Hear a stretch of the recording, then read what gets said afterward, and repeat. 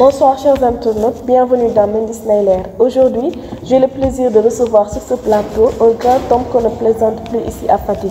Il s'agit de M. Mamadou Kane Blaise, communément appelé Blaise, qui est le principal du CM Khandofène Diouf de Fatick, conseiller municipal, consultant en gouvernance et gestion de l'éducation, responsable politique ici à Fatick, membre fondateur de l'APR et coordonnateur de la plateforme de l'unité pour l'émergence. Monsieur Kane, bonsoir. Permettez-moi d'abord de saluer tous les internautes qui suivent particulièrement votre site Mendy TV, internautes d'ici et de la diaspora, mais également tous les concitoyens fatickois.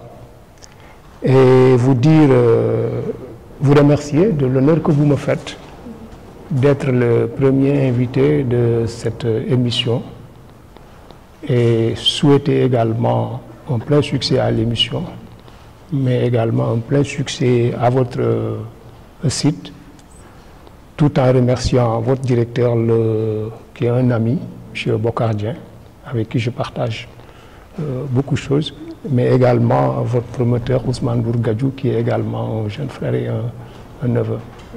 Bien, cela dit, M. Kane, pour commencer, nous allons parler du coronavirus qui fait ravage actuellement dans le monde entier. Que pensez-vous des mesures prises par le chef de l'État pour stopper la propagation du virus ici au Sénégal? Merci madame, vous me posez une question pertinente.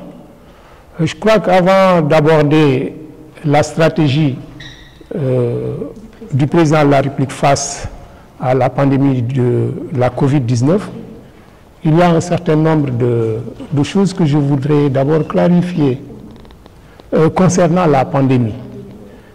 Il faut dire qu'aujourd'hui, c'est une pandémie qui a revêtu un caractère imprévisible, qui est donc un phénomène nouveau, qui a ébranlé toutes les certitudes médicales dans le monde. Et un phénomène, une pandémie qui a touché tous les pays. Et un virus contre lequel il n'y a pas de vaccin, un virus que l'on n'a pas vu venir, qui a surpris tout le monde, et c'est ce qui explique sans doute l'ampleur des dégâts qu'il a causés, mais également le désarroi, je dis bien, mesurez bien mes mots, le désarroi de tous les régimes du monde. Aucune certitude, aucun pays au monde ne peut se vanter d'avoir eu une stratégie à 100% efficace contre ce virus. Tout le monde se cherche et tout le monde essaie, en fonction des réalités propres, de trouver la stratégie qui sied face à la propagation du virus. Et c'est dans ce contexte seulement qu'il faut analyser et comprendre la stratégie de l'État du Sénégal. Une stratégie multidimensionnelle qui tient compte, une stratégie multidimensionnelle qui tient compte de plusieurs paramètres, pas seulement des paramètres sanitaires et médicaux, mais des paramètres économiques, des paramètres socio-culturels. Bref, une stratégie qui part de la réalité.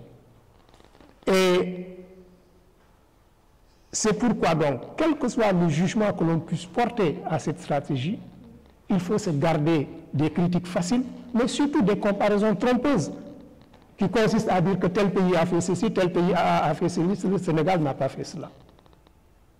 Et je pense que globalement, mon avis, c'est que la stratégie du Sénégal à l'égard de ce virus est une stratégie très correcte, qui est partie des réalités pour adopter un certain nombre de mesures.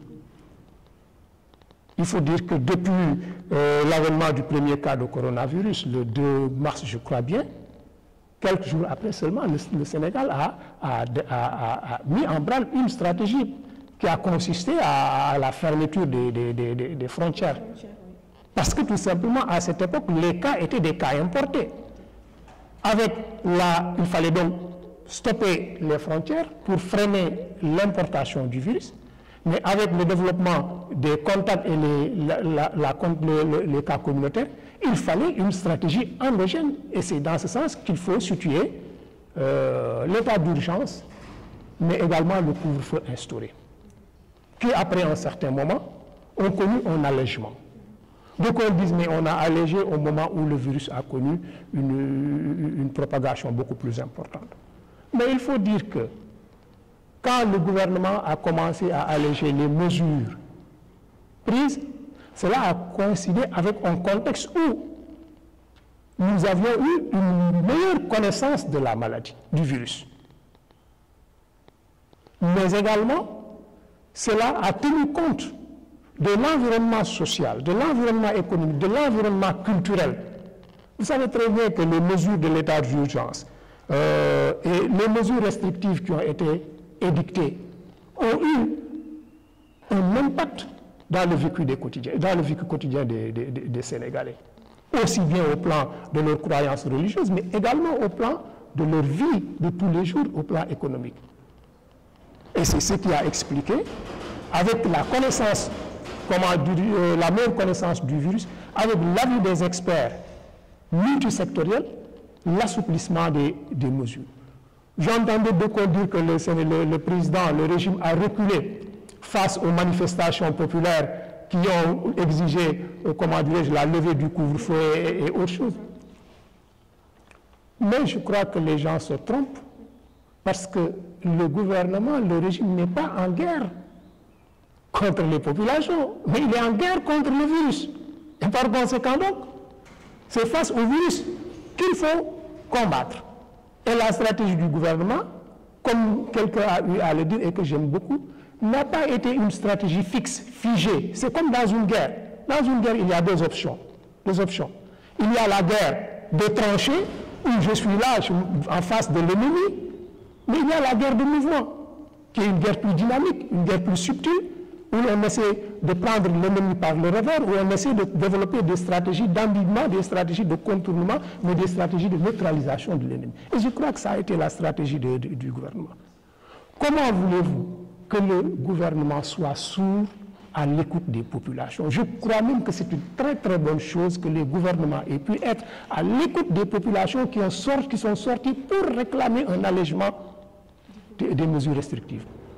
Voyez-vous, le gouvernement, les populations confinées chez eux pendant un certain temps, il y a des difficultés, nous sommes dans une économie informelle. Les gens ne travaillent plus. Est-ce qu'il faut confiner éternellement les gens dans les foyers au risque de mourir de faim? Je ne le crois pas. Donc, et après cela, véritablement, le gouvernement a pris des mesures d'allègement pour faire reprendre la vie économique, la vie sociale, la vie normale, tout en restant maintenant très regardant sur les seules mesures qui vaillent. Parce que je vous l'ai dit tout à l'heure, madame, il n'y a pas de vaccin. Il n'y a donc pas de médicaments. On ne peut pas... Tout ce que l'on peut faire, c'est la prévention. Et aujourd'hui, les mesures phares de prévention, ce sont ces mesures barrières. Le port du masque, la distanciation physique, le lavage des mains. Et quand le gouvernement a allégé, c'est dans une certaine mesure la mise aux populations devant leurs propres responsabilités. Pour dire qu'aujourd'hui, chacun peut se prémunir de la Covid-19 et chacun doit prendre ses responsabilités. Toujours en parlant du Covid-19, en votre qualité de principal d'école, comment analysez-vous l'avortement soudain de la reprise des cours qui était prévu pour le 2 juin passé? Pensez-vous que c'était une bonne idée de prévoir cette rentrée à cette date précise? Vous savez, il est toujours facile après coup de porter un jugement pour dire que c'était une bonne date ou c'était une mauvaise date. C'est toujours facile. Mais ce qu'il faut dire, c'est que quand le président de la République a pris la décision de la réouverture des classes d'examen, c'est en tenant compte de l'avis des experts de plusieurs secteurs qui sont en synergie dans cette lutte contre la Covid-19. Et c'est fort de cela, et analysant le contexte national, mais également le contexte mondial, que le président avait pris la décision de réouverture des classes, mais en fixant un certain nombre de préalables. Et je crois que depuis lors, beaucoup d'acteurs s'étaient engagés à rendre possible cette décision. Je veux peut-être vous rappeler qu'il y a eu la décision présidentielle, mais il y a eu, pour nous qui sommes du secteur, une note d'orientation.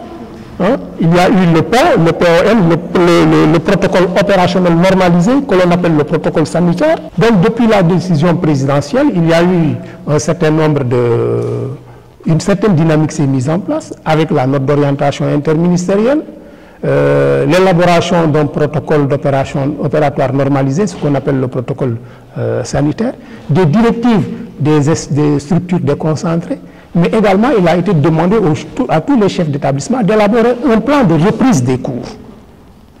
Beaucoup d'acteurs donc se sont mis à la tâche. Mais le contexte était extrêmement difficile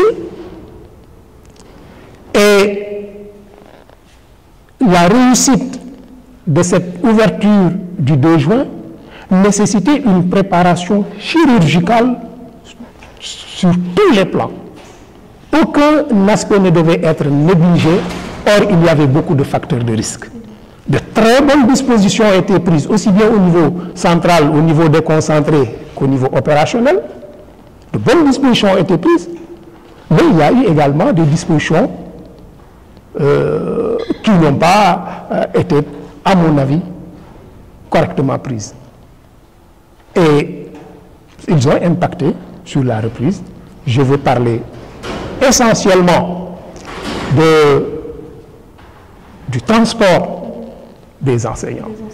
Et quand je parle du transport des enseignants autant pour moi, je veux non seulement parler des modalités de transport, mais également des délais de transport. Il aurait fallu véritablement éviter tous les impairs qu'on a vus, mais il aurait fallu amener les enseignants dans leur lieu de service à une date bien avant la reprise pour que, du point de vue sanitaire, toutes les mesures soient prises avant leur intégration en classe. Et c'est cela, naturellement, qui a fait que la reprise a avorté malheureusement. Mais ce qu'il faut noter dans cet avortement de la reprise, c'est la lucidité du président de la République, qui à moins de 8 heures de la réouverture des cours, alors que toutes ces énergies étaient mobilisées, toute cette manne financière dépensée, que le président ait eu la lucidité de reporter la réouverture parce qu'il ne voudrait pas que l'école soit un vecteur de la propagation du virus. C'était une décision très courageuse qu'il fallait prendre, lucide, mais c'est une décision responsable, mais surtout salutaire, parce que n'oublions pas effectivement que aujourd'hui, ce qui vaille, c'est la santé des populations. Tout le reste peut être considéré comme venant au second plan. De ce point de vue donc, je crois que il y a eu un manque quelque part d'impréparation par rapport à certains aspects. Parlons un peu de politique. En tant qu'homme politique, qu'avez-vous à dire par rapport à l'opinion que les populations se sont faites vis-à-vis des politiciens? Parce que les populations en général disent que les politiciens qui sont censés être là pour le bien de tous ne pensent plutôt qu'à leur propre intérêt. Qu'avez-vous à dire par rapport à ce point de vue-là qui est bien présent dans la population? Oui, c'est un point de vue qui est bien partagé dans la population. Mais je voudrais tout simplement préciser que la politique est une activité très noble. Au sens premier du terme, la politique, c'est l'art de gouverner la cité. C'est l'art pour une personne d'être au service de sa population, au service de son État, au service de ses prochains. Et de ce point de vue, donc, c'est une activité extrêmement noble. Je crois que nous, musulmans, qui avons comme référence le prophète Mohammed sallallahu alayhi wa sallam, savons qu'il a été l'un des premiers hommes politiques de l'histoire. Mais comme toute activité exercée par des hommes, la politique, des fois, a été dévoyée de sa mission et de sa fonction originelle. Au point que, aujourd'hui, faire de la politique aux yeux de beaucoup de gens pose problème. Et à cause de cette déviation, on a de moins en moins d'hommes politiques, mais de plus en plus de politiciens. Et c'est cette image du politicien que la société honnie, c'est cette image du politicien que la société rejette. Il est évident que c'est une image qui est présente et qui est regrettable, et face à laquelle tout homme politique devrait s'évertuer de par son comportement d'abord, mais de par son discours, devrait contribuer à combattre. Néanmoins, quel que soit ce que l'on puisse dire, la politique reste quand même une nécessité. Et il faut la faire, parce que si vous ne faites pas la politique vous fait. Effectivement. Il semble qu'ici, à Fatick, les responsables politiques ne parlent pas le même langage. Cela est une situation bien déplorable. Que pouvez-vous nous dire de cela? C'est une situation fort déplorable. Nous tous nous le constatons. Mais c'est une situation qui est là. Et je crois qu'elle est liée à beaucoup de facteurs, parmi lesquels il y a le fait que nous sommes, si vous parlez de l'APR, je vous dirais, parmi lesquels nous sommes dans un parti qui n'est pas hiérarchisé structurellement à la base, mais donc il est difficile véritablement d'instaurer une certaine discipline de parti, mais également il y a le fait que naturellement dans tout parti de masse il y a le choc des ambitions, et c'est le contraire d'un manque d'ambition à l'intérieur d'un parti de masse qui aurait étonné. Mais là où le bas blesse, c'est lorsque ce manque d'unité sape l'efficacité du parti, ce manque d'unité altère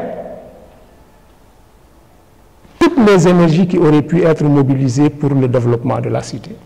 Et je vous dirais que, madame, ce constat-là, personnellement, nous l'avons fait depuis 2016. Et c'est ce qui nous avait poussé en son temps, un groupe de responsables de la commune et moi, à créer, je ne dirais pas un mouvement, mais une dynamique autour d'une plateforme pour l'unité et l'émergence de Fatick, dont la mission était véritablement de fédérer tous les responsables politiques autour du même idéal d'unité et d'émergence de la ville. Parlant de cette plateforme pour l'unité et l'émergence, qu'en est-il aujourd'hui de cette plateforme? Est-ce qu'il est toujours en vigueur? Quels ont été vos objectifs? Est-ce que les objectifs que vous vous êtes fixés au début, est-ce qu'ils ont été atteints, ou bien est-ce que pour le moment cette plateforme est laissée de côté, ou bien parce qu'on en a entendu parler, mais cela n'a pas fait long feu, donc que pouvez-vous nous dire de cette plateforme? Effectivement, depuis quelque temps, on n'entend plus parler de la plateforme de l'unité pour l'émergence Fatick, mais elle reste toujours vivante, à l'image de beaucoup de pans du parti, et à la faveur du contexte, ses activités sont un peu en hibernation, mais elle est toujours là, et elle se réunit de temps en temps, mais pas de façon périodique comme auparavant. En ce qui concerne nos objectifs, je crois que nous sommes loin d'avoir atteint nos objectifs, parce que nos objectifs, comme nous l'avons vu, c'est des objectifs de fédérer les fils de Fatick politiquement, mais au-delà de politique, vers le développement et l'émergence de la ville. Nos objectifs, c'est d'accompagner également le président de la République dans sa mission qui est loin d'être terminée. Donc je crois que nous sommes toujours à la quête de nos objectifs. Oui. En tant que conseiller municipal, êtes-vous satisfait du bilan de l'équipe dirigée par M. le maire Matar Ba, ou bien y a-t-il des manquements? Vous me posez une question un peu difficile, parce que moi je suis conseiller municipal. Vous comprendrez donc qu'il me sera extrêmement difficile sur ce plateau de faire le bilan de l'équipe municipale. Mais vous pouvez nous faire un petit résumé? Tout à fait, j'en arrive. Parce que dans une équipe municipale, il y a plusieurs paliers de responsabilité. Le conseiller municipal, il est responsable. Parce que pour tout ce qui concerne les délibérations du conseil municipal, c'est-à-dire les décisions qui orientent l'action du bureau municipal, le conseil municipal est responsable. Et de ce point de vue, donc, chaque conseiller municipal peut faire le bilan de sa participation dans le conseil municipal. Ça, c'est un élément de bilan. Peut-être une occasion nous sera donnée, ou moi, en tant que conseiller municipal, en tant que président de la commission des finances du conseil municipal, je puisse faire le bilan de mon implication, de mon engagement et de ma contribution dans le conseil municipal. L'autre aspect, c'est que le conseil municipal également, c'est une équipe qui délibère et le bureau municipal dirigé par le maire avec ses 2 adjoints exécute. Il est évident que la responsabilité du maire, la responsabilité du bureau municipal n'est pas la même que la responsabilité du conseiller municipal dans l'exécution de cette politique. Mais tout compte fait, il y a dans le bilan des actions positives et des actions qui le sont moins. Et cela est inhérent à la nature humaine. Mais ce que je voudrais dire pour conclure cet aspect, c'est qu'il ne me revient pas, moi, de faire le bilan. Mais il revient aux populations d'apprécier le bilan de l'équipe municipale, du conseil municipal, du bureau municipal et du maire qui dirige ce conseil et ce bureau municipal. En tant qu'homme politique, est-ce que vous pouvez nous énumérer un peu votre parcours au sein de l'APR? Oui, avec plaisir. Hein. Moi, je peux dire que je suis membre fondateur de l'APR. D'ailleurs, si vous permettez une petite parenthèse, moi, tout le temps, j'ai été intéressé par la politique. Jeune, j'ai milité dans les mouvements culturels de la gauche, mais je n'ai jamais franchi le Rubicon d'être un membre d'un parti politique. Et c'est à la faveur d'un contexte de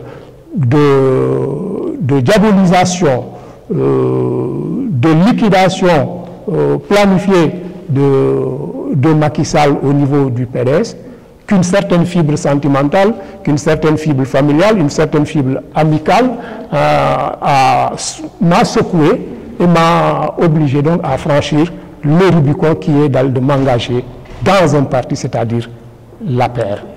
Et j'ai été membre fondateur de l'APR.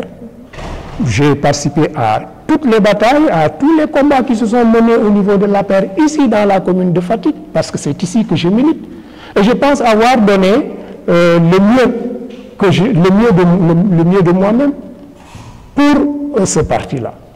En tout cas, je peux dire que depuis 2009, que le parti a participé aux premières élections sous la bannière de Dekalngor, jusqu'aux élections présidentielles passées, j'ai toujours eu à gérer l'administration du comité électoral communal. Et il y a même une parenthèse en 2017, j'ai été le coordinateur des élections référendaires au niveau de la commune avec le maire Matarba comme président. Donc je crois que c'est un parti dans lequel je suis et j'ai fait mon petit bonhomme de chemin. Dans lequel vous êtes très présent même. Bon, c'est vous qui le dites. Hein? Et avec tout ce que vous avez parcouru dans ce parti, comment est-ce que vous voyez la situation qui le fait que le président promeut les nouveaux membres du parti en vous laissant en rade, vous qui êtes là depuis le début, vous qui êtes membre fondateur et que vous n'avez toujours pas eu de promotion. Je sais que vous n'êtes pas le seul membre fondateur. Comment vous vivez cette situation en tant que membre fondateur qui n'a toujours pas eu de promotion jusque-là? Question un peu embarrassante, si elle doit être personnalisée. Hein? Si elle doit être personnalisée, elle est un peu embarrassante. Non, hein? pas personnalisée. Bon, mais ce que je veux dire en définitive, c'est que c'est bien compréhensible que des militants de la première heure du parti et du président, des gens qui ont fait avec le président tous les combats depuis l'ostracisme au niveau du PDS en passant par la conquête du pouvoir jusqu'à l'arrivée au pouvoir, que ces gens-là aient des ambitions et que ces gens-là, que ces militants-là aient un ressentiment par rapport à ce que l'on appelle aujourd'hui la promotion des transhumants. C'est tout à fait compréhensible. Moi, je peux le comprendre et tout esprit doué de bon sens peut le comprendre. Je suis sûr que le président le comprend parce que c'est tout à fait naturel et c'est tout à fait légitime.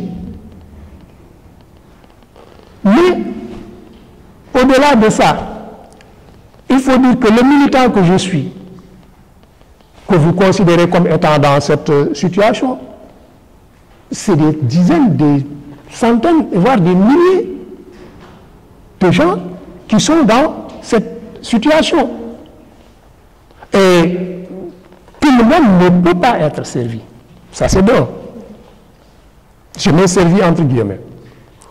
Mais deuxièmement, il y a que le président a une posture qui est différente de la posture du militant et du responsable de base. Le président, il gère un État, il gère un régime, et de ce point de vue, il a des éléments d'appréciation que nous n'avons pas, que moi personnellement je n'ai pas. Et que si le président,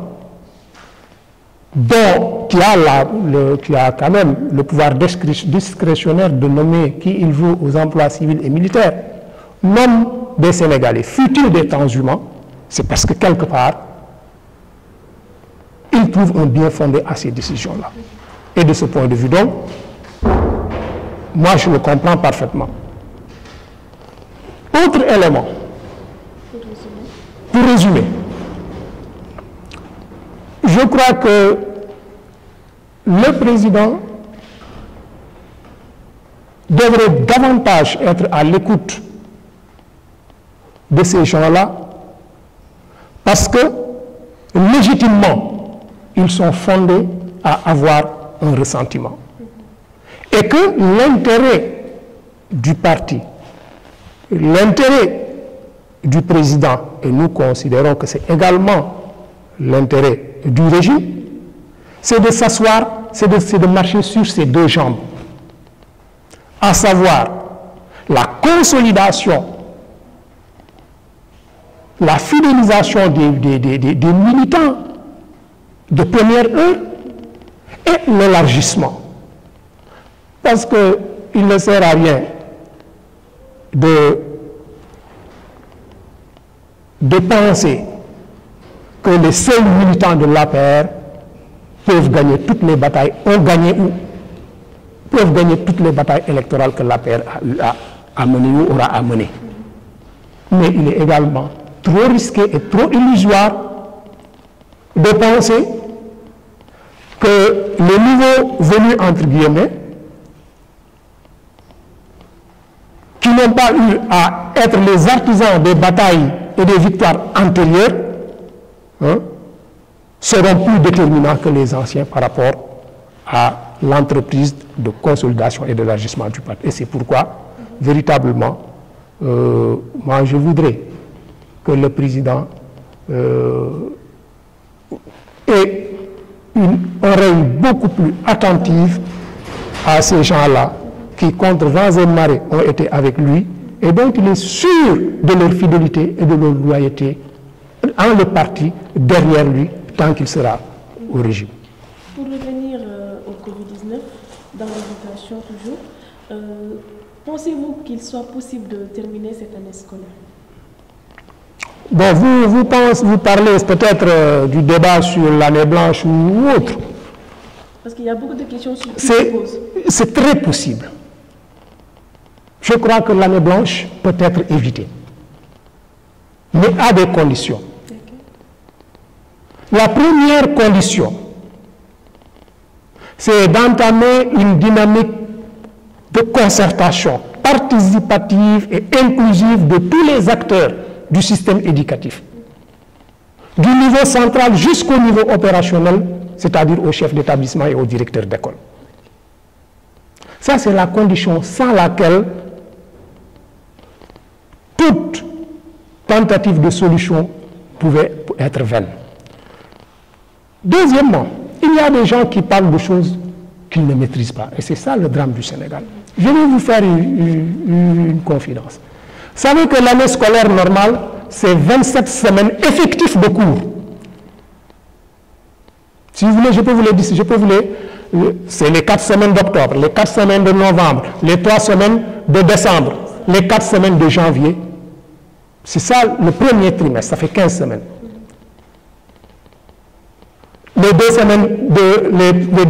3 semaines de février, les 3 semaines de mars et les 4 semaines du mois de mai, parce qu'en début juin, c'est les compositions. Donc c'est 27 semaines. Nous avons fait, dans le moyen secondaire, nous avons fait les 15 semaines. Il reste donc 8 semaines de cours et les 2 semaines d'examen. Pensez-vous qu'on ne puisse pas sauver une année de 27 semaines dont les 15 semaines ont été déjà entamées? Ça, c'est la première chose. Deuxièmement, au niveau de l'élémentaire, les 3/4 des enseignements ont été faits. Les élèves ont fait les compositions du second trimestre. Il reste une seule composition. Au niveau du moyen secondaire, on a fait la composition du premier semestre et on a fait 4 semaines de cours pour le second semestre. Il reste 8 semaines de cours. Je crois donc que 8 semaines de cours, si les acteurs se concentrent et les moyens sont mis en avant, ça peut être sauvé. Seulement, je voudrais attirer l'attention. Parce que, vous savez, c'est un peu difficile en tant qu'agent soumis à l'obligation de réserve de parler de certaines choses. Justement, mais l'agent aussi, le fonctionnaire également, il est loyal. Il doit être loyal. Et c'est au nom de cette loyauté que je ne me devrais pas de taire certaines choses que je considère comme étant fondamentales. La première chose, c'est que à mon avis, toute idée de réouverture des classes d'ici le mois de juillet est une tentative d'aventure, une tentative risquée et une tentative qui peut être vouée à l'échec. Parce que dans toute planification, il y a des facteurs de risque qu'il faut analyser. Et essayer de juguler ces facteurs de risque pour réussir la planification. Mais ici, il y a un facteur de risque que nous ne pouvons pas juguler, c'est la saison des pluies, c'est l'hivernage. Avec les conditions d'équipement, les conditions de locaux, les abris provisoires, mais les intempéries, il est très risqué de penser que nous pouvons récupérer ces 8 semaines de cours et ces 2 semaines d'examen pendant le reste de l'hivernage. Et c'est pourquoi je crois que si tous les acteurs se mettaient autour d'une table, à partir du mois d'octobre, avec une bonne planification de 2 mois d'enseignement, d'une quinzaine de jours de composition et d'une quinzaine de jours pour les examens, on pourrait arriver au 15 décembre à terminer l'année scolaire et à ouvrir l'année prochaine à partir de janvier. Mais au-delà, madame, je voudrais que l'on puisse tirer les leçons de cet échec, surtout au plan de l'éducation, de cette épreuve. Il nous faut réformer en profondeur le système éducatif sénégalais. Il faut aller dans le sens d'une plus grande déconcentration institutionnelle, d'une plus grande autonomie des inspections d'académie et aller vers une logique académique qui voudrait que des diplômes de l'ordre du CFE, de l'ordre du BFM soient organisés, gérés et donnés par les académies. Aujourd'hui, si nous étions dans une logique d'académie, certaines régions n'auraient même pas eu de problème parce qu'ils auraient pu continuer leurs enseignements. La région de Matam n'a connu son cas de Covid que la semaine dernière. On est resté ici après presque plus d'1 mois de suspension de cours, on n'avait même pas de cas de Covid. Donc, je crois que cette crise doit nous permettre de réfléchir en profondeur sur les questions d'éducation et au-delà des questions d'éducation, sur beaucoup de questions, les questions économiques, les questions socio-culturelles, parce qu'avec cette pandémie, effectivement, on se rend compte qu'il y a beaucoup de choses à changer dans le comportement des Sénégalais, de nous-mêmes. Le temps ne nous le permet plus, donc votre mot de la fin, s'il vous plaît. Mon mot de la fin, c'est de vous remercier et de dire tout le plaisir que j'ai eu de partager ce moment de communication avec vous. Regretter tout simplement que le temps soit très très court pour dire tout ce que nous avions à dire, mais également souhaiter que Allah le Tout-Puissant puisse nous préserver de ce mal qu'est la Covid-19 et souhaiter également que l'État du Sénégal, le gouvernement de Macky Sall puisse venir à bout de cette pandémie et remettre le Sénégal de façon irréversible sur les rampes de l'émergence. Mesdames et messieurs, chers internautes, c'était Mélis Ndeylere avec M. Mamadou Kane Blaise. Nous vous donnons rendez-vous très prochainement pour un nouveau numéro. Merci de votre attention. À bientôt.